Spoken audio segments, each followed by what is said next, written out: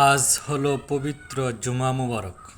জুমার আমলসমূহের মধ্যে বিশেষ একটি আমল হলো আমরা সকাল সন্ধ্যা যেন আল্লাহ রাসূল সাল্লাল্লাহু আলাইহি সাল্লামের উপর দুরূদ পড়ি। সকালে 10 বার দুরূদ পড়ি, বিকালে 10 বার দুরূদ পড়ি। আর দুরূদের মধ্যে সবচেয়ে ছোট দুরূদ হলো সাল্লাল্লাহু আলাইহি ওয়াসাল্লাম। এটাও যদি পড়ি তাহলেও দুরূদের হক আদায় হয়ে যাবে।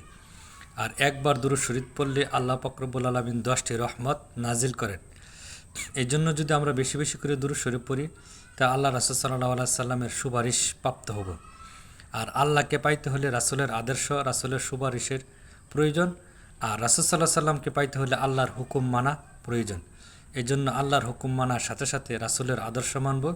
আর রাসূলের আদর্শের মধ্যে আরেকটি আদর্শ হলো বেশি বেশি করে রাসূল সাল্লাল্লাহু আলাইহি সাল্লামের উপর দুরূদ শরীফ পড়া। এই জন্য আল্লাহ রাসূল সাল্লাল্লাহু আলাইহি সাল্লাম খুশি হন। আল্লাহ রাসূল সাল্লাল্লাহু আলাইহি সাল্লাম খুশি মানে আল্লাহ তাআলা খুশি।